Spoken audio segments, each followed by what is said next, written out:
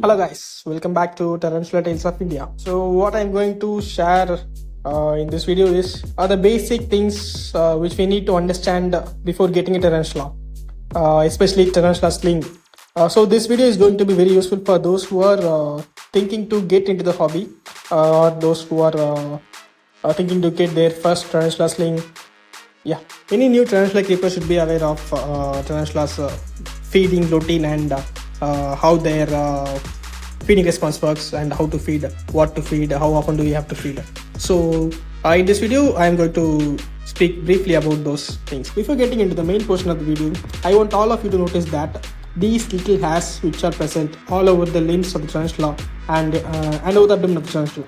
These hairs are the most important sensory organs of tarantulas. Even then, they have around 3 to 5 pairs of eyes. Their most important sensory organs is these hairs. These hairs sense vibrations. They catch vibrations which are on the surface and even the ones over there. Understanding this is one of the basic key to maintain a healthy and stress-free tarantula. Before feeding, if we can keep the vibration around them as little as possible, then we can get a good feeding response. If not, the tarantula may not eat immediately. In the worst case, they can even bolt, they can even throw a threat posture at us. Here we are going to feed some of the slings of charcoal golden knee, the Grammastola pulchripes. And as you just saw, this sling was stretched relaxedly in this enclosure. And as soon as I dropped the baby mealworm, which is not bigger than the size of the sling grabbed it immediately. So we witnessed a great feeding response. And moving on to the next sling of the same species, charcoal golden knee.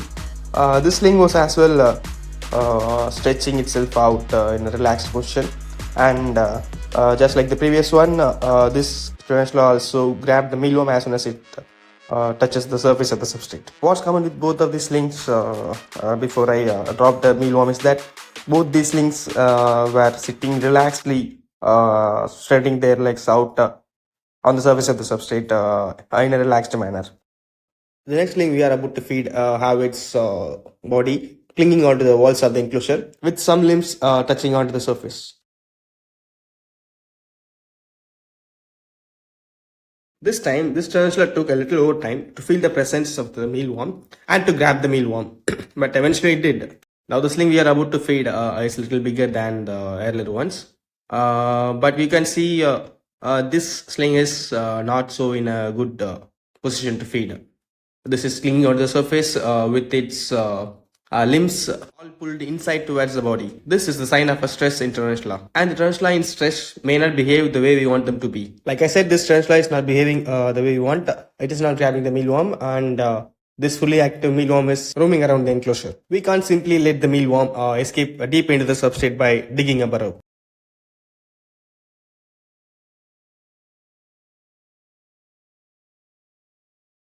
The real problem is that these mealworms can turn themselves into beetles and kill the slings. So to overcome this problem of feeding a stressed tarantula, what we usually follow is crushing the head of the mealworm just before putting them onto the enclosure. The enclosure has to be sealed after dropping the mealworm. The tarantula will take some time to get itself over the stress and scavenge on the dead items. It's been a little while since I fed the first 3 slings. Those 3 are eating the mealworm very actively, and then share is sling in stress. This has not even touched the mealworm. I kept this undisturbed for like 2 hours. Later, when I was checking, I found that the sling in stress was finally grabbed the mealworm and started eating it. The funnier part is that by the time it has just grabbed the mealworm, the other 3 slings, which were already eating their mealworms, were done with eating. They have completed their meal almost to the point where there is no food left out. You can see there is little portion left to be eaten,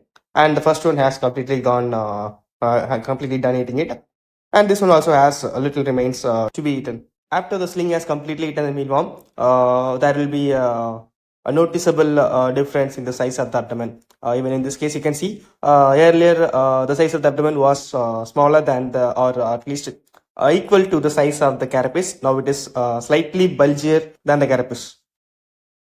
Now assume this case, you are feeding your tarantula and it did not accept the food immediately, and you dropped the mealworm with crushed head and you checked it after 6 hours.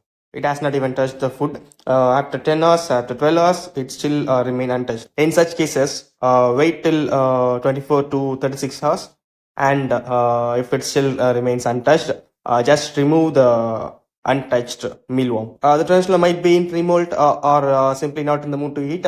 So just try after 36 to 48 hours. To get more useful contents like this, follow on Instagram and YouTube.